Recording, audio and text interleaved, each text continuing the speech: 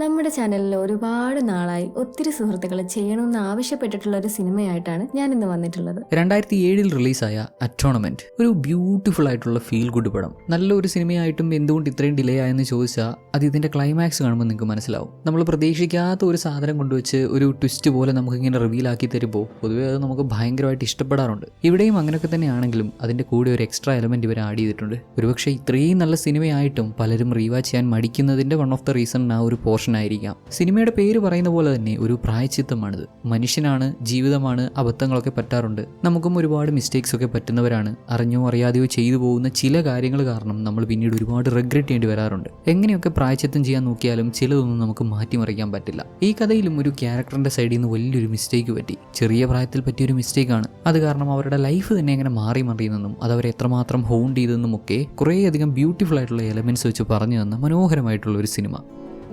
വർഷം 1935. ഇംഗ്ലണ്ടിലുള്ള വലിയൊരു ബംഗ്ലാവ്. അതിന് മുന്നിലൂടെ കുറേ മൃഗങ്ങൾ അങ്ങനെ നടന്നു പോകുന്നതായിട്ട് ടോയ്സ് വെച്ച് ഇങ്ങനെ അടുക്കി അടുക്കി കാണിച്ചു തന്നുകൊണ്ടാണ് നമ്മുടെ കഥ തുടങ്ങുന്നത്. ഇതെല്ലാം ഇങ്ങനെ ക്രമീകരിച്ച് അടുക്കി വെച്ചിരിക്കുന്ന കുട്ടിയാണ് നമ്മുടെ കഥാനായിക ബ്രയോണി. ചെറിയ കുട്ടിയാണ്, എന്നാൽ മുതിർന്നവരെ പോലെ ചിന്തിക്കുന്ന, താനും മുതിർന്നവരെ പോലെയാണ് എന്നൊക്കെ ഇപ്പോഴേ ആ മെച്യൂരിറ്റി ഉണ്ട് എന്ന് സ്വയം കരുതുന്ന നമ്മുടെ ബ്രയോണി ഈ വീട്ടിലെ അതിപ്രശസ്തയായ കഥാകാരിയാണെന്നാണ് അവൾ തന്നെ പറയാറ്. കഥകൾ പുള്ളിക്കാരുടെ ഭാഷയിൽ പറഞ്ഞാൽ നോവലുകളൊക്കെ എഴുതി വീട്ടുകാർക്ക് വായിച്ചു കൊടുക്കും. അച്ഛൻ, അമ്മ, അങ്കിൾ, ആന്റിമാര്, ചേച്ചി, കസിൻസ് ഇവർക്കൊക്കെ വായിച്ചു കൊടുക്കാൻ ചെല്ലുമ്പോൾ അവരൊക്കെ ജീവനം കൊണ്ട് ഓടാറുണ്ട്. എന്നാലും ആരെയെങ്കിലുമൊക്കെ നിർബന്ധിച്ച് പിടിച്ചിരുത്തി ലോക്ക് ചെയ്ത് കഥ വായിച്ചു കൊടുക്കുന്ന ശീലവും നമ്മുടെ കുട്ടിക്കുണ്ട്. ഭാവിയിൽ വലിയ കഥാകാരിയാവണമെന്നുള്ള ആഗ്രഹത്താൽ ഇപ്പോഴേ ഇങ്ങനെയുള്ള കഥകളൊക്കെ എഴുതി അതെല്ലാവരുടെ അടുത്തും ഷെയർ ചെയ്ത് അവരിൽ നിന്ന് അപ്രീഷിയേഷൻ പിടിച്ചു വാങ്ങുക എന്നുള്ളതാണ് ബ്രയോണിയുടെ ഇപ്പോഴത്തെ ജോലി. അവൾ കഷ്ടപ്പെട്ട് എഴുതിയ കഥ കൊടുക്കാനായിട്ട് അമ്മയെ തേടി ചെന്നപ്പോൾ ആ സമയം അമ്മ അവിടെ ഇല്ലായിരുന്നു. അമ്മ ഇതോടെ പോയി. വലിയ വീടല്ലേ, അമ്മയെ തിരക്കി ഓരോ മുക്കുമൂലയും ചെന്ന് അങ്ങനെ ചെല്ലുമ്പോൾ ഇവിടുത്തെ കെയർ ടേക്കറായ റോബിയെ കാണാം. ഇവനാണ് നമ്മുടെ കഥാനായകൻ. റോബിയുടെ അച്ഛനും ഈ വീട്ടിലെ കെയർ ടേക്കർ ആയിരുന്നു. അദ്ദേഹത്തിന്റെ മരണശേഷം ഇപ്പൊ റോബിയാണ് ഇവിടുത്തെ കാര്യങ്ങളൊക്കെ നോക്കുന്നത്. ബ്രയോണിയുടെ കഥകൾ റോബിക്ക് ഒരുപാട് ഇഷ്ടമാണ്. ഇവൾ എഴുതിയിട്ടുള്ള കഥകളുടെ ഒക്കെ കോപ്പി അവൻ സൂക്ഷിച്ചിട്ടുണ്ട് എന്ന് പറയുമ്പോൾ അടുത്ത് തന്നെ ഇവളുടെ ഒരു കഥ ഒരു പ്ലേ ആയിട്ട് കാണിക്കുന്നുണ്ട്. അത് കാണാൻ വരണമെന്ന് ആവശ്യപ്പെട്ടിട്ട് നേരെ അമ്മയുടെ എഴുതിയിരുന്നു. ബ്രയോണിയുടെ കഥ വായിച്ച അമ്മയാവട്ടെ സൂപ്രണ്ടേനിയസ്, സ്റ്റിപ്പുനേസിയസ് എന്നൊക്കെ കടിച്ചാ പൊട്ടാത്ത വാക്ക് പറഞ്ഞ കൊച്ചിനെ സന്തോഷിപ്പിക്കും. ദെൻ തന്റെ സഹോദരി സിസീലിയയുടെ അടുത്ത് കഥ വായിക്കാൻ കൊണ്ടിയല്ലും. സിസീലിയ കുറച്ചൊന്ന് വായിച്ചിട്ട് ഇതാണ് നിന്റെ മാസ്റ്റർ പീസ്, 4 ലൈൻ വായിച്ചിട്ട് ഇത് മാസ്റ്റർ പീസ് ആണെന്നും ധൈര്യമായിട്ട് പ്ലേയും കൊണ്ട് മുന്നോട്ട് പോകാനും പറയും. ഇന്നേരം നമ്മുടെ റോബി അവിടെ പുറത്ത് വർക്ക് ചെയ്യുമായിരുന്നു. അവനെ കാണുന്ന ബ്രയോണി സിസീലിയയോട്, അല്ല നീ ഇപ്പൊ റോബിയോട് അങ്ങനെ മിണ്ടാറുന്നില്ലേ? അതിനവളും മിണ്ടാറൊക്കെ ഉണ്ടല്ലോ എന്ന് പറയാൻ താല്പര്യമില്ലാത്ത മട്ടിൽ പറഞ്ഞ് അവസാനിപ്പിക്കും. ഇതെന്താ സംഭവം എന്ന് കുറച്ചുകൂടെ മുന്നോട്ട് ചെല്ലുമ്പോൾ നമുക്ക് മനസ്സിലാവും. ദെൻ നമ്മുടെ ബ്രയോണി അവളുടെ സ്റ്റോറിയും കൊണ്ട് അവളുടെ കസിൻസിന്റെ അടുത്തിലും. ഇവളുടെ പ്ലേയിൽ ഈ കുട്ടികളൊക്കെയാണ് ആക്ട് ചെയ്യുന്നത്. ഇവളുടെ കസിൻസ്, ഈ 2 ആമ്പിള്ളേര്, ട്വിൻസും ആൻഡ് ഈ പെൺകുട്ടിയും. ഇവളുടെ പേര് ലോല. മൂവർക്കും തന്റെ കഥയൊക്കെ വിവരിച്ചു കൊടുത്തു. ഇങ്ങനെയായിരിക്കണം അങ്ങനെയായിരിക്കണം എന്നൊക്കെ പറഞ്ഞ അതിന്റെ ആ ഒരു സീരിയസ്നെസ്സിൽ ബ്രയോണി ഇങ്ങനെ സംസാരിക്കുമ്പോൾ പിള്ളേർ അത്ര സീരിയസ് ആവാതെ അവരുടെ ആ ഒരു കുട്ടിത്തത്തോടെയുള്ള പെരുമാറ്റത്തിലൊക്കെ ഇങ്ങനെ ഇരിക്കുകയാണ്. ബ്രയോണി എല്ലാത്തിനെയും പ്രൊഫഷണൽ ആയിട്ടാണ് അപ്രോച്ച് ചെയ്യുന്നത്. അന്നേരം ഈ കളി, തമാശ, ചിരിയൊന്നും വേണ്ട. തമാശയാക്കേണ്ട സമയമല്ലെന്ന് ഇത്. നമ്മളാണെങ്കിലും പ്രൊഫഷണൽ ആയിട്ടൊരു കാര്യം അങ്ങോട്ട് ചെയ്യുമ്പോൾ അതിനിടയിൽ ആരെങ്കിലും തമാശ പറഞ്ഞു വരുവാണെങ്കിൽ നമുക്ക് ഇഷ്ടപ്പെടത്തില്ലല്ലോ. അതേപോലെ ബ്രയോണിക്കും പിള്ളേരുടെ പെരുമാറ്റം അത്രയ്ക്ക് അങ്ങോട്ട് ഇഷ്ടപ്പെടുന്നില്ല. കുട്ടികൾക്ക് വലിയ താല്പര്യമില്ലെങ്കിലും അവരെ കൊണ്ട് നിർബന്ധിച്ച് വീട്ടുകാരുടെ മുന്നിൽ തന്റെ ഈ ഒരു നോവൽ അല്ലെങ്കിൽ സ്റ്റോറി നല്ല ഒരു പ്ലേ ആയിട്ട് ഇവളുടെ സഹോദരൻ ബ്രദർ ലിയോൺ വരുന്നതിന്റെ ഭാഗമായിട്ട് അവതരിപ്പിക്കാനാണ് തീരുമാനം. കഥ അങ്ങോട്ട് വായിച്ചു തുടങ്ങി കാര്യങ്ങളൊക്കെ പറഞ്ഞു തുടങ്ങിയപ്പോഴേക്കും പിള്ളേർക്ക് ബോറടിച്ചു. ഒരു ചാൻസ് കിട്ടിയപ്പോൾ പിള്ളേര് നീന്താൻ പോവാണെന്ന് പറഞ്ഞ് ഒരു വഴിക്കങ്ങ് പോയി. ലോല ട്വിൻസിന്റെ കൂടെ തുള്ളിക്കളിച്ച് അങ്ങനെ ഓടിപ്പോയില്ലെങ്കിലും നമ്മുടെ ബ്രയോണിയെ പോലെ കുറച്ച് മെച്ചുവേർഡായിട്ട് ആക്ട് ചെയ്ത് അത് പിന്നെ കുറച്ചു നേരം നീന്തി ഒരു ബ്രേക്കൊക്കെ കഴിഞ്ഞ് നമുക്ക് തുടങ്ങാലോ എന്ന മട്ടിൽ അവളും മാറിപ്പോയി. തന്റെ കഥ കേൾക്കാൻ നിൽക്കാതെ, റിഹേഴ്സൽ ചെയ്യാൻ നിൽക്കാതെ പിള്ളേരെല്ലാം ഓടിപ്പോയപ്പോൾ ബ്രയോണിക്കും എന്തോ പോലായി. ജനാല വഴി പുറത്തു നോക്കിയപ്പോഴോ അവിടെ നമ്മുടെ റോബിയും സിസീലിയയും. സിസീലിയ അവിടെയുള്ള ഫൗണ്ടൈൻ്റെ അടുത്തുനിന്ന് ഇങ്ങനെ തിരിഞ്ഞു വരുമ്പോൾ റോബി അവൾക്ക് നേരെ കൈയൊക്കെ നീട്ടി അവിടെ നിൽക്കുന്നൊക്കെ കാണിക്കുകയാണ്. ഇതിപ്പോൾ എന്തൊട്ട് സംഭവം, എന്തായിരിക്കും അവർ സംസാരിക്കുന്നത് എന്നുള്ള ആകാംക്ഷയിൽ ബ്രയോണി ഇങ്ങനെ നോക്കി നിൽക്കുവേ സിസീലിയ അവളുടെ ഡ്രസ്സൊക്കെ അഴിക്കുന്നു. ബ്രയോണി കൺഫ്യൂസ്ഡ് ആയി. പെട്ടെന്ന് പുള്ളിക്കാരി തിരിഞ്ഞ് അവിടെ ഇരുന്നു. എന്താ ഈ കാണിക്കുന്നേ? റോബി അവളെ എന്തെങ്കിലും ചെയ്തോ? വീടിന് പുറത്ത് വെച്ച് എന്തിനാ തുണി അഴിക്കുന്നേ?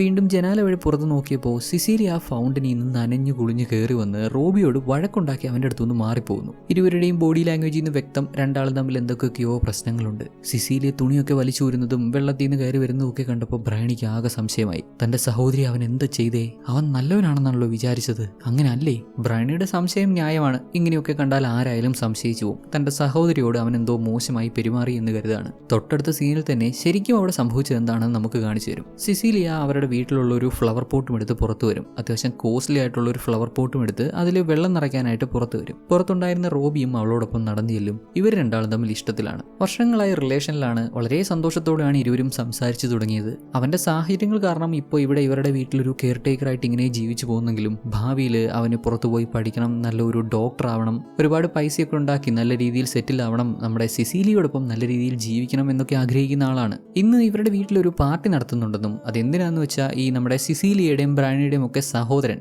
ലിയോൺ ഇങ്ങോട്ട് വരുന്നുണ്ട്. അവൻ്റെ കൂടെ നഗരത്തിലുള്ള വലിയൊരു മില്യണിയർ പോൾ മാർഷൽ എന്നൊരു വ്യക്തിയും വരുന്നുണ്ട്. അവരെ സ്വീകരിക്കാൻ അങ്ങനെ ഒരു പാർട്ടി നടത്തുന്നു, ഒരു ഇവന്റ് പോലെ നടത്തുന്നു എന്നൊക്കെ പറഞ്ഞു വെച്ച് സിസീലി അവിടെ ചെന്ന് പോട്ടിൽ വെള്ളം കളക്ട് ചെയ്യാൻ തുടങ്ങിയപ്പോൾ നമ്മുടെ ഹീറോയും ഇങ്ങതാ ഞാൻ സഹായിക്കാം എന്ന് പറഞ്ഞ പോട്ടിൽ പിടിച്ചതും അതങ്ങ് പൊട്ടി ഒരു പീസ് വെള്ളത്തിൽ വീണു. എടാ കോപ്പേ എന്ത് പരിപാടിയാണ് കാണിച്ചെന്നൊക്കെ പറഞ്ഞ് അവള് ദേഷ്യപ്പെടുന്നുണ്ടെങ്കിലും ഇവന് ചിരിയാണ് വരുന്നത്. ഗേൾ ഫ്രണ്ട് അല്ലേ, എത്രയോ തവണ ദേഷ്യപ്പെട്ട് കാണുന്നതാണ്. ഇനിയിപ്പോൾ ശരിക്കും ദേഷ്യപ്പെട്ടതാണെങ്കിലും ഇവനത് ഫീൽ ചെയ്യുന്നില്ല. എന്നാൽ അവള് സീരിയസ് ആയിരുന്നു. ഇവനത് പൊട്ടിച്ച ദേഷ്യത്തിൽ പെട്ടെന്ന് അങ്ങോട്ട് തിരിഞ്ഞു വരുമ്പോൾ റോബി അവൾക്ക് നേരെ കൈ നീട്ടി നിക്കവിടെ എന്ന് പറയും. എന്തെന്ന് വെച്ചാൽ പോട്ടിൽ നിന്ന് പൊട്ടി വീണ കുറച്ച് ഭാഗങ്ങൾ താഴെ കിടപ്പുണ്ടായിരുന്നു. അവളുടെ കാൽ അതിൽ കൊണ്ട് മുറിയാതിരിക്കാൻ വേണ്ടി പറഞ്ഞതാണ്. ഉടനെ തന്നെ സിസീലിയ അവളുടെ ഡ്രസ്സൊക്കെ ഊരിയിട്ട് വെള്ളത്തിലെടുത്ത് ചാടി ആ ഒരു വെള്ളത്തിനകത്ത് വീണുപോയ ബോട്ടിന്റെ ഭാഗം എടുത്തുകൊണ്ട് വരും. ഇതാണ് ശരിക്കും നമ്മുടെ ബ്രയാണി ജനാലയിലൂടെ കണ്ടതും നമ്മുടെ റോബി ഇവളെ എന്തോ മോശമായിട്ട് ചെയ്തു അല്ലെങ്കിൽ മോശമായിട്ട് പറഞ്ഞു എന്ന് തെറ്റിദ്ധരിച്ചതും ഒക്കെ. അതിനൊക്കെ ശേഷം പിന്നീട് കാണിക്കുന്നത് ഇവരുടെ ബ്രദർ ലിയോൺ സമ്പന്നനായ പോളിനെയും കൊണ്ട് വീട്ടിലേക്ക് വരുന്നതാണ്. സിസീലിയ ഓടിച്ചെന്ന് ലിയോണിനെ കെട്ടിപ്പിടിച്ചു. കുറേ നാളിന് ശേഷമാണ് സഹോദരനെ കാണുന്നത്.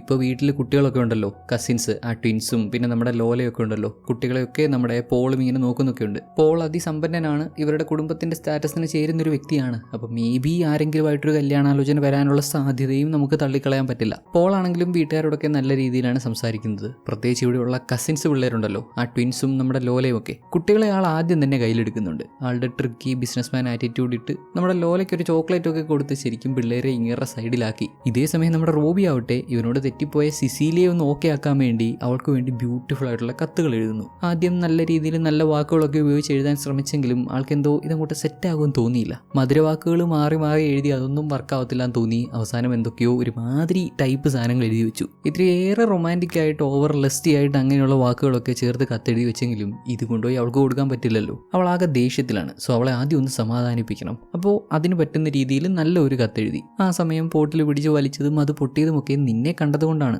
നീ എൻ്റെ അടുത്തുള്ളപ്പോൾ എനിക്ക് ചുറ്റുമുള്ളതൊന്നും കാണാൻ പറ്റുന്നില്ല, അത്രയ്ക്ക് അടിപൊളിയാണ് നീ എന്നൊക്കെ എഴുതി സോറിയും എഴുതി. ഈവനിങ് പാർട്ടിക്ക് പോകുമ്പോൾ സിസീലിക്ക് കത്ത് കൊടുക്കാനായിട്ടെല്ലാം റെഡിയാക്കി വെച്ചു. ഷൂ ഒക്കെ നല്ല അടിപൊളിയായിട്ട് പോളിഷ് ചെയ്ത് വെൽ ഡ്രസ്ഡ് ആയിട്ട് നമ്മുടെ റോബി അങ്ങനെയും നടന്നു ചെല്ലുമ്പോൾ അവളിങ്ങനെ ഉടക്കിയിരിക്കുകയാണല്ലോ. അപ്പം നേരിട്ട് കത്ത് കൊടുക്കുന്നതിൽ ആൾക്ക് എന്തോ ഒരു ബുദ്ധിമുട്ട് തോന്നിയിട്ട് അവിടെ അടുത്തായിട്ട് ചെടികളിൽ തല്ലി അങ്ങനെ ഇങ്ങനെ കളിച്ചുകൊണ്ടിരുന്ന നമ്മുടെ ബ്രയാണിയുടെ അടുത്ത് സിസീലിക്ക് കൊടുക്കാനുള്ള കത്ത് കൊടുത്തു വിട്ടു. അവളും അത് വാങ്ങി ഓടിപ്പോയി കഴിഞ്ഞാണ് ഇവൻ റിയലൈസ് ചെയ്യുന്നത് ശരിക്കും ഇവൻ മോശമായിട്ട് കുറച്ച് ലെസ്റ്റി ആയിട്ട് എഴുതിയ ഒരു കത്തുണ്ടല്ലോ അതാണ് കൊടുത്തു വിട്ടിരിക്കുന്നത്. എടുത്തു വെച്ചപ്പോൾ മാറിപ്പോയി. കാര്യം മനസ്സിലാക്കി റോബി ബ്രയാണിയുടെ പേര് അലറി വിളിക്കുന്നുണ്ടെങ്കിലും അതിനോടകം പുള്ളിക്കാരി കത്തും കൊണ്ട് ഓടി വീട്ടിൽ കയറിയിരുന്നു. സിസീലിക്ക് കൊടുക്കുന്നതിന് മുമ്പ് കൊച്ചു കത്ത് വായിച്ചു. ഓൾറെഡി അവനെ നല്ല സംശയമുണ്ട്. ഇതും കൂടെ കണ്ടതോടെ അവൻ വളരെ വളരെ വളരെ മോശക്കാരനായ ഒരുത്തനാണെന്ന് ഇവളങ്ങ് ഉറപ്പിച്ചു. എന്നിരുന്നാലും ബ്രയാണി ആ കത്ത് സിസീലിക്ക് കൊണ്ട് കൊടുക്കുന്നുണ്ട്. അത് വായിച്ച സിസീലിയും ഒരുമാതിരി അങ്ങായിപ്പോയി. ഈ കത്ത് എന്തായാലും ബ്രയാണി വായിച്ചിട്ടുണ്ടെന്ന് ഇവൾക്ക് മനസ്സിലായല്ലോ. റോബി ഇവളോട് ഇങ്ങനെയൊക്കെ പറയുന്നത് ഇവൾക്കൊരു കുഴപ്പമല്ല. റോബി നേരിട്ട് ഈ കത്ത് കൊടുക്കുവാണെങ്കിലും അതൊരു പ്രശ്നമല്ല. എന്നാൽ ഇതിനിടയിൽ തന്റെ സഹോദരി വന്നതും അവൾ ഈ കത്ത് വായിച്ചതും തീർച്ചയായും ഒരു ബുദ്ധിമുട്ട് തന്നെയാണ്. ഈ കാര്യമൊക്കെ ബ്രയാണി ലോലയോട് പറഞ്ഞു. രണ്ടാളും തമ്മിൽ ഭയങ്കര ഡിസ്കഷൻ.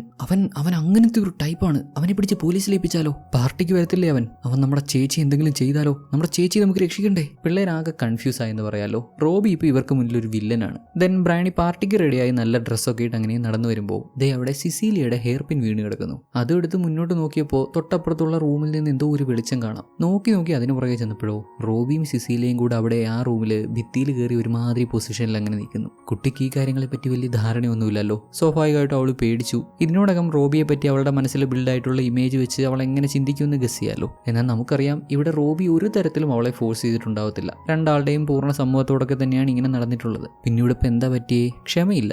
2 സെക്കൻഡ് ഒന്ന് ക്ഷമിച്ചിരുന്നെങ്കിൽ ആ വാതിൽ നിന്ന് കുറ്റിയിടാവുന്നതല്ലേ ഉണ്ടായിരുന്നുള്ളൂ. അത് ചെയ്യാത്തതാണ് പണിയായത്. ശേഷം എല്ലാവരും ഒരുമിച്ച് ഫുഡ് കഴിക്കാൻ വരുന്നു. ബ്രയാണിയെ ഫേസ് ചെയ്യാൻ സിസിയിലേക്കും റോബിക്കും വലിയ ബുദ്ധിമുട്ടുണ്ടെങ്കിലും എണീറ്റ് പോകാൻ പറ്റത്തില്ലല്ലോ. കുടുംബത്തിലെ ബാക്കിയുള്ളവരോട് അവിടെ കണ്ട കാര്യങ്ങൾ ബ്രയാണി തുറന്നു പറയാത്ത പക്ഷം കുഴപ്പമില്ല. എല്ലാവരും പല പല കാര്യങ്ങൾ അങ്ങനെ ഇങ്ങനെ സംസാരിക്കുമ്പോൾ സിസീലിയ റോബിയുടെ കയ്യിൽ അങ്ങനെ പിടിച്ചിരിക്കുന്നത് കാണാം. ഇനിയിപ്പോൾ ഇവളുടെ സഹോദരി ബ്രയാണി കണ്ട കാര്യങ്ങൾ ഇവരോടൊക്കെ തുറന്നു പറഞ്ഞാലും അവൾ റോബിയെ വിട്ടുകൊടുക്കില്ല. സിസീലിയെ സംബന്ധിച്ചിടത്തോളം റോബിയാണ് ഇമ്പോർട്ടന്റ്. ഇവരുടെ സ്വത്തോ പണമോ ഇതൊന്നും അവൾക്ക് ആവശ്യമില്ല. അങ്ങനെ ഇരിക്കുമ്പോഴാണ് ബ്രയാണി ഇവരെ എല്ലാവരെയും ഒരു കത്ത് കൊണ്ടുവന്ന് കാണിക്കുന്നത്. സിസീലി അങ്ങ് ഞെട്ടിപ്പോയി. ഒരു പക്ഷേ റോബി അവൾക്ക് എഴുതിയ കത്താണെന്ന് കരുതി പുള്ളിക്കാരി ഒന്ന് ചാടി എണീറ്റെങ്കിലും ഇത് അതല്ല സംഭവം. ഇവളുടെ കസിൻസ് എഴുതി വെച്ചതാണ്. ആ ട്വിൻസ് പിള്ളേരല്ലേ, അവന്മാർക്ക് ഇവിടെ നിൽക്കാൻ താല്പര്യമില്ല. അവർക്ക് അവരുടെ വീട്ടിൽ പോകണമെന്നൊക്കെ പറഞ്ഞ് കുറേ സമയമായിട്ട് പറയുന്നുണ്ടായിരുന്നു. പാർട്ടിക്കിടയിൽ ആരും ആരും ശ്രദ്ധിക്കാതായ സമയത്ത് തങ്ങൾ വീട്ടിൽ പോവാണെന്ന് പറഞ്ഞൊരു കത്ത് എഴുതി വെച്ചിട്ട് ഇറങ്ങി പോയേക്കുന്നു. തുടർന്ന് എല്ലാവരും കുട്ടികളെ തിരയുന്നു. ഒരല്പസമയം മുമ്പ് പിള്ളേരെ ഇവിടെ കണ്ടതാണ്. അവന്മാർ പോയിട്ട് അധിക സമയമായിട്ടില്ലാത്തതുകൊണ്ട് അധിക ദൂരം പോയിരിക്കാനുള്ള സാധ്യതയില്ലല്ലോ. വീടിന്റെ സറൗണ്ടിങ്സ്, ആ ഒരു ചുറ്റുവട്ടത്തുള്ള കാട് പോലെയുള്ള ഏരിയ മുഴുവൻ ഇങ്ങനെ അരിച്ചു പിറക്കി തിരയാണ്. അങ്ങനെ പോയി നമ്മുടെ ബ്രയണി അവിടെ വീണ്ടും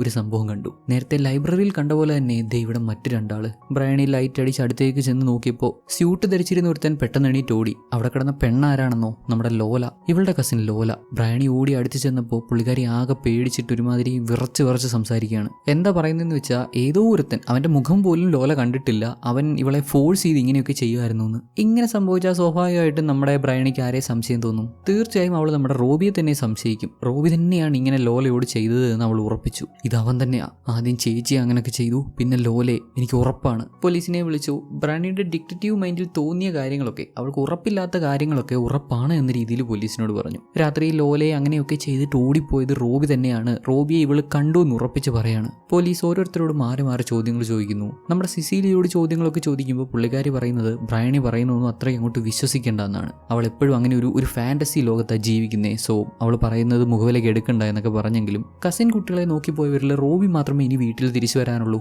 ബാക്കിയുള്ളവരെല്ലാം തിരിച്ചു വന്നു. പോലീസിന് സ്വാഭാവികമായിട്ടും സംശയം കൂടുമല്ലോ. ഇതിപ്പോൾ ലോല ആളെ കണ്ടിട്ടില്ല, എന്നാൽ ബ്രയണി ഉറപ്പിച്ച് പറയാണ് അത് അവൻ തന്നെയാണ്, റോബി തന്നെയാണെന്ന്. കൂടാതെ റോബി നമ്മുടെ സിസിയിലേക്ക് എഴുതിയ കത്തില്ലേ, ആ കത്ത് നമ്മുടെ ബ്രയണി എല്ലാവർക്കും കാണിച്ചു കൊടുക്കുന്നുണ്ട്. ഇനിയിപ്പോൾ കുറ്റം ചെയ്തത് റോബി തന്നെയാണെന്ന് ഉറപ്പിക്കാൻ പോലീസ് കൂടുതൽ അന്വേഷിക്കാൻ നിൽക്കത്തില്ല. ഇത്രയൊക്കെ തന്നെ മതി, അവൻ കടന്നു കളഞ്ഞിട്ടുണ്ടാവാം, അവനെ അന്വേഷിക്കണം എന്നൊക്കെയുള്ള തീരുമാനത്തിൽ അങ്ങനെ നിൽക്കുമ്പോഴാണ് റോബി ആ 2 കസിൻ പിള്ളേരെയും കൊണ്ട് തിരിച്ചു വരുന്നു. കഷ്ടപ്പെട്ട് കുട്ടികളെ കണ്ടുപിടിച്ച് തിരിച്ചു കൊണ്ടുവന്നു. എന്നാൽ അവന് കിട്ടുന്ന റിവാർഡോ, അവൻ ചെയ്തിട്ടില്ലാത്ത കുറ്റം തലയിലായി, പീഡകൻ എന്ന പേരായി, ജയിലിലായി, അവന്റെ ഭാവി അവതാളത്തിലായി. അങ്ങനെ ഒരു 4 വർഷം കഴിഞ്ഞു പോകുന്നു. ഇപ്പം നമ്മുടെ റോബി നോർത്തേൺ ഫ്രാൻസിലുണ്ട്.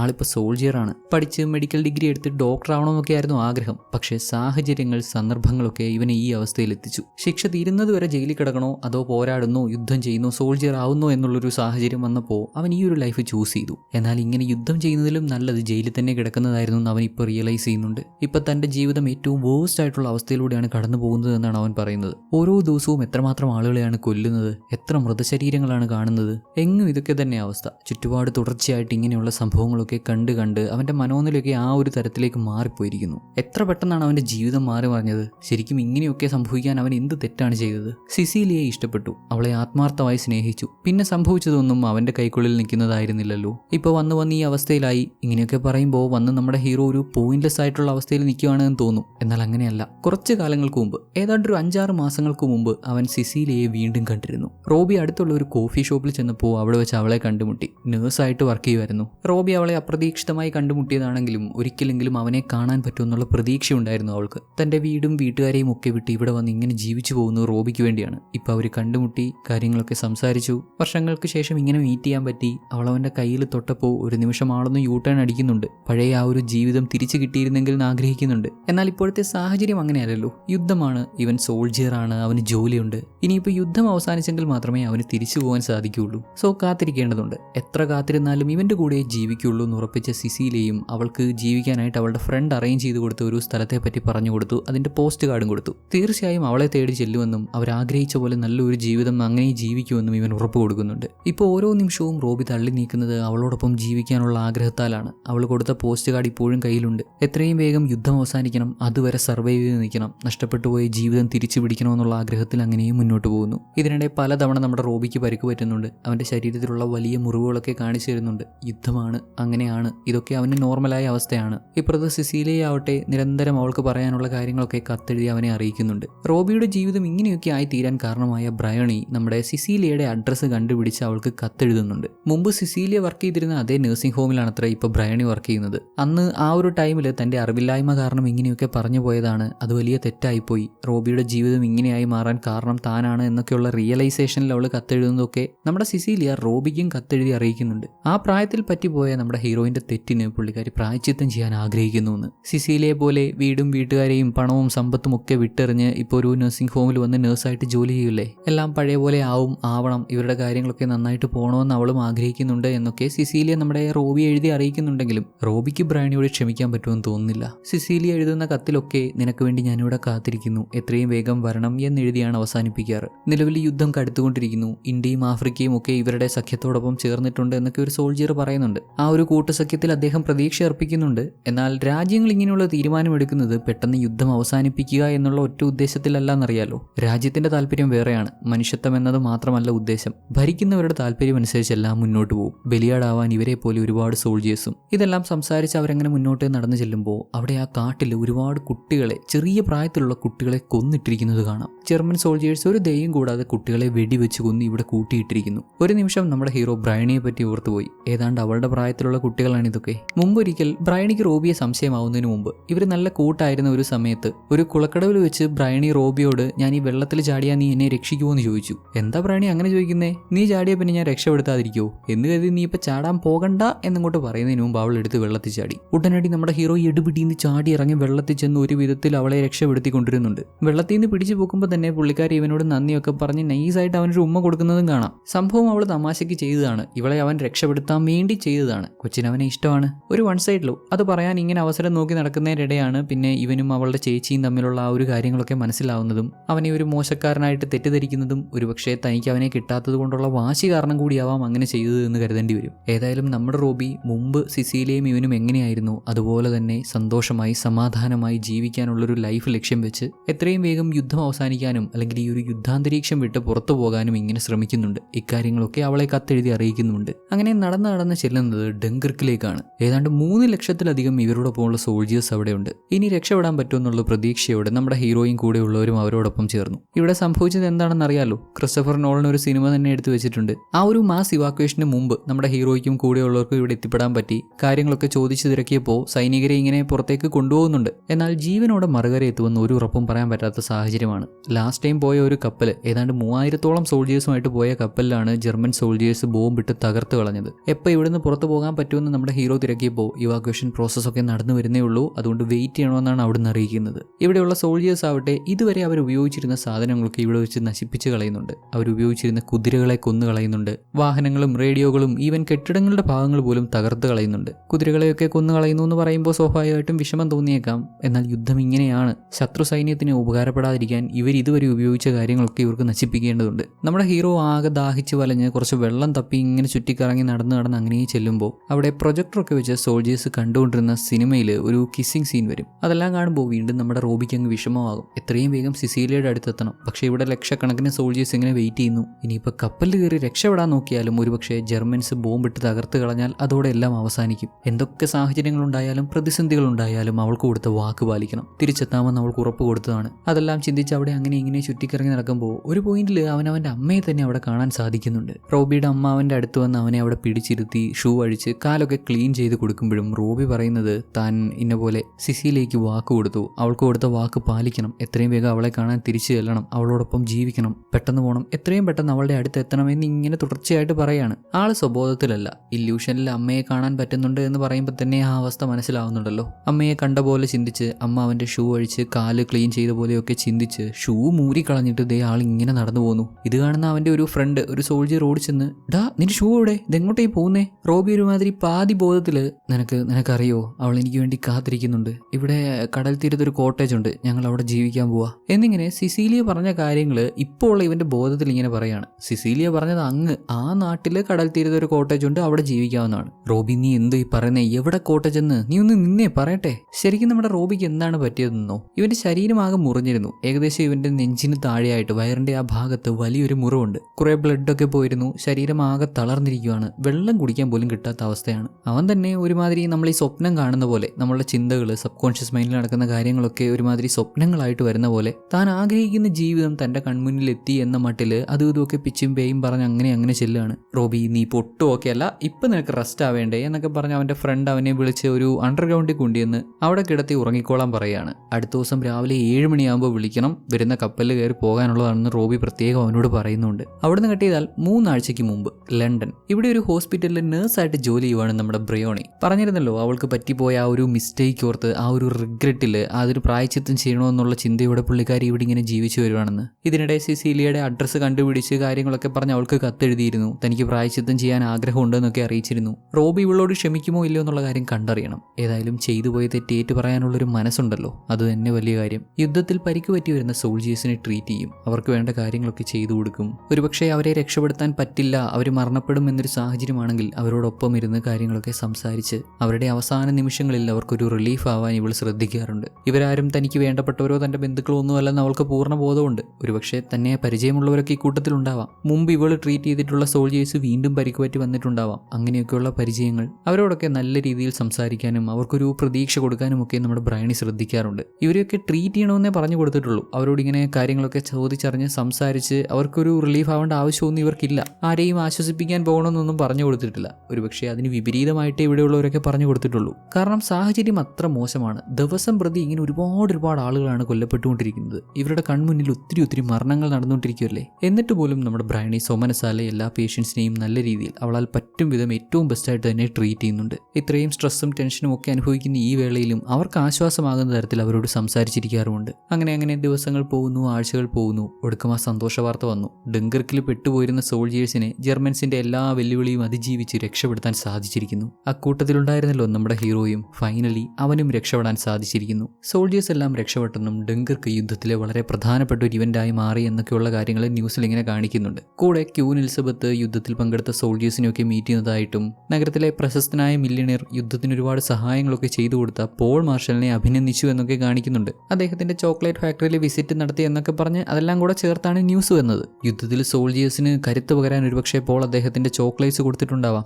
മില്യണിയർ അല്ലേ, ഫൈനാൻഷ്യൽ സഹായവും ചെയ്തിട്ടുണ്ടാവാം. ഏതായാലും ക്യൂൻ അദ്ദേഹത്തെ അപ്രീഷിയേറ്റ് ചെയ്യുന്ന ആ ഒരു ന്യൂസ് ഒക്കെ കാണിക്കുന്ന കൂട്ടത്തിൽ തന്നെ പോളിന്റെ വിവാഹകാര്യവും മെൻഷൻ ചെയ്യുന്നുണ്ട്. പോളിന്റെ വൈഫ് ആകാൻ പോകുന്നത് ആരാണെന്നോ?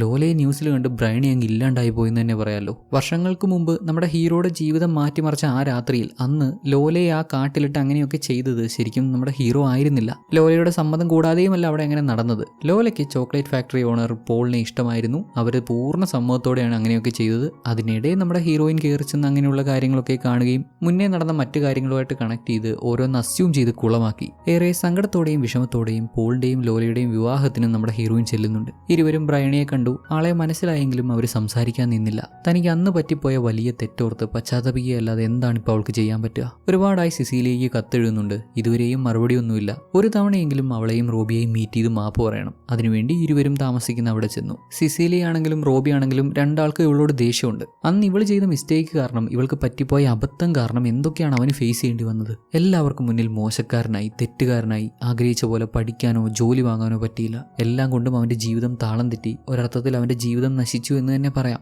അങ്ങനെയൊക്കെ സംഭവിക്കാൻ കാരണമായ ബ്രിയോണിയോട് ഇവർക്ക് എങ്ങനെ ക്ഷമിക്കാനാവും? റോബി അവളോട് വല്ലാണ്ട് ദേഷ്യപ്പെടുന്നുണ്ട്. അവൾ എല്ലാ തെറ്റും ഏറ്റു പറഞ്ഞ് വീണ്ടും സോറി പറഞ്ഞ് അങ്ങനെ നിൽക്കുമ്പോൾ, ഇപ്പം നീ വന്ന് സോറി പറയുന്നുണ്ട് എന്ത് കാര്യമാണ് ബ്രയണി? എനിക്ക് പോയ മാനം തിരിച്ചു കിട്ടുമോ? ഞാൻ അങ്ങനെ ഒരുത്തനാണെന്നാണ് ഇപ്പോൾ എല്ലാവരും വിചാരിക്കുന്നത്. നിന്നെ കൊണ്ട് അതെല്ലാം മാറ്റിമറിക്കാൻ പറ്റുമോ? എൻ്റെ കൺമുന്നിൽ നിന്നെ കണ്ടുപോരുത് എന്നിങ്ങനെയൊക്കെ പറഞ്ഞപ്പോൾ അവളാവട്ടെ യഥാർത്ഥത്തിൽ അന്ന് സംഭവിച്ച കാര്യങ്ങൾ എന്തൊക്കെയാണെന്ന് ഇപ്പോൾ എനിക്കൊരു ക്ലാരിറ്റി ഉണ്ട്. അതെല്ലാവരോടും പറഞ്ഞു കൊടുക്കാമെന്ന് പറയുകയാണ്. ഓ, യഥാർത്ഥത്തിൽ സംഭവിച്ചത് എന്താണെന്ന് ഇപ്പോഴാണ് എനിക്ക് മനസ്സിലായത്. നീ അത് പോയി പറയും, കോടതിയിൽ പോയി പറയുമല്ലേ? അന്നേരമാണ് ലോലയും പോളും തമ്മിലുള്ള ബന്ധത്തെ പറ്റി ഇവരോട് പറഞ്ഞു കൊടുക്കുന്നത്. ഇന്ന് അവരുടെ കല്യാണവും കഴിഞ്ഞു. ഇനിയിപ്പോൾ കോടതിയിൽ ഇതും കൊണ്ട് ചെന്നിട്ട് കാര്യമില്ലല്ലോ. അന്ന് രാത്രി ലോലയുടെ സമ്മതമില്ലാതെയാണ് അങ്ങനെയൊക്കെ നടന്നത് എന്ന് ഇവർ വാദിച്ചാലും അവൾ അത് സമ്മതിക്കാൻ പോകുന്നില്ല. എന്ത് വന്നാലും ലോല അവളുടെ ഹസ്ബൻഡിനെ പ്രൊട്ടക്ട് ചെയ്യാനല്ലേ നോക്കൂ. സോ അങ്ങനെ ഒരു രീതിയിൽ മുന്നോട്ട് പോകാൻ പറ്റില്ല. പിന്നെ ചെയ്യാൻ പറ്റുന്ന കാര്യം, നമ്മുടെ ഹീറോ ഇത്തരത്തിൽ ഒരുത്തനാണ് എന്ന് വിചാരിക്കുന്ന ആളുകളോട് ഇവൾക്കെല്ലാം ക്ലാരിഫൈ ചെയ്യാൻ പറ്റും. റോബി അങ്ങനെ ഒരാളല്ല, തനിക്ക് അന്ന് അബദ്ധം പറ്റിയതാണ്, എല്ലാ മിസ്റ്റേക്കും തൻ്റെ ഭാഗത്താണ് എന്ന് അഡ്മിറ്റ് ചെയ്യാൻ സാധിക്കും. അത്രയേ പറ്റുള്ളൂ. നമ്മുടെ ഹീറോ അനുഭവിച്ചതിന് പകരമായിട്ട് ഇവൾക്കൊന്നും കൊടുക്കാൻ പറ്റില്ല.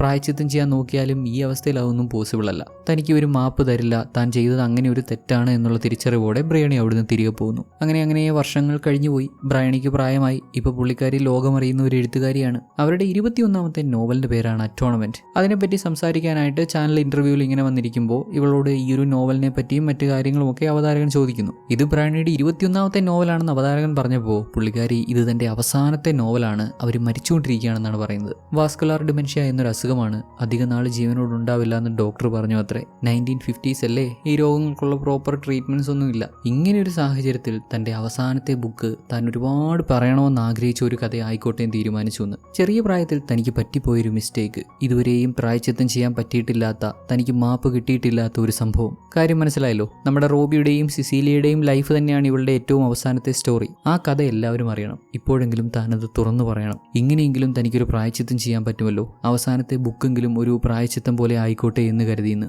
ഈ ഒരു കഥ ഒരുപാട് ആളുകളിലേക്ക് എത്തിപ്പെടണം. എല്ലാവരും ആ സത്യം മനസ്സിലാക്കണം. ഇത് തന്നെയാവണം തന്റെ ആദ്യ നോവലെന്ന് ബ്രയണി പണ്ട് തീരുമാനിച്ചിരുന്നു. പക്ഷെ പിന്നീട് ആ തീരുമാനം മാറ്റി ഇത് തന്റെ അവസാന നോവലാക്കാമെന്നായി. ഈ ഒരു പോയിന്റ് വരെ കഷ്ടപ്പെട്ട് നല്ല നല്ല കഥകൾ എഴുതി ഒരു ഒരുപാട് പേര് അറിയുന്ന പ്രശസ്തയായ ഒരു എഴുത്തുകാരിയായിട്ട് ഇപ്പോൾ താൻ ഏറെ പറയണമെന്ന് ആഗ്രഹിച്ച ഈ ഒരു കഥ പുറത്തുവിടുമ്പോൾ അത് ഒരുപാട് പേര് വായിക്കും. റോബി ഒരു നല്ല മനുഷ്യനായിരുന്നു എന്ന് അത്രത്തോളം ആളുകൾ അറിയും. റോബിയുടെയും സിസീലിയയുടെയും പ്രണയം എല്ലാവരും അറിയും. തൻ്റെ ലൈഫ് തന്നെ ഇതിനുവേണ്ടി മാറ്റിവെച്ചിരിക്കുമായിരുന്നു. ഇനിയിപ്പോൾ എല്ലാവരും ഈ കഥ അറിയുന്നതിലൂടെ തൻ്റെ ഏറ്റവും വലിയ ആഗ്രഹമാണ് സാധിക്കാൻ പോകുന്നതെന്നും പറഞ്ഞ് അവസാനിപ്പിക്കുകയാണ് ബ്രയണി. പിന്നെ കഥയിൽ ചെറിയൊരു മാറ്റം താൻ വരുത്തിയിട്ടുണ്ട്. ഈ കഥ ഇങ്ങനെ ആയിരിക്കണമായിരുന്നു എന്ന് പറഞ്ഞ് പുള്ളിക്കാരി ഒരു കാര്യം പറയുന്നുണ്ട്. ഇത്രയും നേരം കണ്ടിരുന്ന നമ്മളെ ഒരുമാതിരി ആക്കുന്ന പോലെ യഥാർത്ഥത്തിൽ നമ്മുടെ ഹീറോയും സിസീലിയയും ഒന്നിച്ചിട്ടില്ല എന്ന് പറയാണ്. അന്ന് 1940 ഡെങ്കിർക്ക് ഇവാക്വേഷൻ്റെ തലേ ദിവസം നമ്മുടെ ഹീറോയ്ക്ക് ആകെ ഒരുമാതിരി വയ്യാണ്ടായി പല ഇല്യൂഷൻസ് ഒക്കെ കണ്ട് അവൻ്റെ സുഹൃത്ത് അവനെ പിടിച്ചുകൊണ്ടുപോയി അണ്ടർഗ്രൗണ്ടിൽ കിടത്തുന്നുണ്ടായിരുന്നല്ലോ. അതിനുശേഷം അവൻ എണീറ്റിട്ടില്ല. ആ ഒരു കിടപ്പിൽ തന്നെ അവൻ മരണപ്പെട്ടു. അവൻ തിരിച്ചു വരുന്നുള്ള പ്രതീക്ഷയിൽ കുറേ കാലം നമ്മുടെ സിസീലിയ കാത്തിരുന്നു. അധികം താമസിയാതെ ബൽഹാം സ്റ്റേഷനിലുണ്ടായ ബോംബിങ്ങിൽ അവളും കൊല്ലപ്പെട്ടു. ഇരുവരുടെയും ലൈഫ് അങ്ങനെയാണ് അവസാനിക്കുന്നത്. ബ്രയണിയുടെ കഥയിൽ മാത്രമാണ് ഇരുവരും ഒന്നിക്കുന്നത്. തൻ്റെ ചെറിയ പ്രായത്തിൽ ഒരു ഉറപ്പുമില്ലാഞ്ഞിട്ടും വെറും അസംഷൻസ് വെച്ച് താൻ ഉറപ്പിച്ചു പറഞ്ഞ കള്ളം കാരണം ഇല്ലാണ്ടായിപ്പോയ അവരുടെ ജീവിതം, അവർക്ക് നഷ്ടമായിപ്പോയ ആ ഒരു ഹാപ്പിനെസ് അറ്റ്ലീസ്റ്റ് തൻ്റെ കഥയിലൂടെയെങ്കിലും തിരിച്ചു കൊടുത്തു എന്ന് വിചാരിക്കുന്ന നമ്മുടെ ബ്രയണിയെയും അവളുടെ കഥയിലെ പോലെ മാത്രം ആ ഒരു ബീച്ച് സൈഡ് ഹോമിൽ സന്തോഷമായി ജീവിച്ചു പോകുന്ന നമ്മുടെ റോബിയെയും സിസീലിയയും കാണിച്ചാണ് സിനിമ അവസാനിക്കുന്നത്. നല്ലൊരു ഹാപ്പി എൻഡിങ് ആണ് എന്ന് വിചാരിച്ചിരിക്കുമ്പോൾ അവസാനം വന്ന് ഇങ്ങനെ ഒരു സാധനം കൊണ്ടുവെക്കുമ്പോൾ അത് കുറച്ച് വിഷമം ഉണ്ടാക്കുന്ന കാര്യമാണ്. ലാസ്റ്റ് മൊമെൻറ്റിൽ നമ്മുടെ കണ്ണ് നിറഞ്ഞു പോകും. അങ്ങനെ ഒരു കഥയാണ്, കഥാപാത്രങ്ങളാണ്. ഏതായാലും യുദ്ധങ്ങളും പ്രശ്നങ്ങളും ഒക്കെ അവസാനിക്കട്ടെ. യുദ്ധത്തിനെതിരെ വേണമെങ്കിൽ ഒരു പോസ്റ്റർ ഉണ്ടാക്കാം, ബാഹുബലിയുടെ പടമൊക്കെ വെച്ചിട്ട്. ഇനിയിപ്പോൾ ബാഹുബലി യുദ്ധം ചെയ്തിട്ടുണ്ടെന്ന് പറഞ്ഞ് അതും വിവാദമാക്കൂടെ. സംഭവം ആ ഒരു പോസ്റ്റർ സംഭവത്തിലോട്ട് ഞാൻ കൂടുതൽ കടക്കുന്നില്ല. എന്നാലും ഒരു കാര്യം പറയാനുണ്ട്. മാർക്കസ് ഒറീലിയസ് പറഞ്ഞിട്ടുള്ള ഒരൊറ്റ line, the best revenge is not to be like your enemy. കാര്യം മനസ്സിലാക്കാൻ പറ്റുന്നവർക്കൊക്കെ മനസ്സിലായിട്ടുണ്ടാവും. ചില കാര്യങ്ങളൊന്നും അങ്ങനെ സ്പൂൺ ഫീഡ് ചെയ്ത് തരേണ്ടതല്ല. മറ്റൊരു ദിവസം മറ്റൊരു നല്ല സിനിമയുടെ കഥയുമായി കാണാം.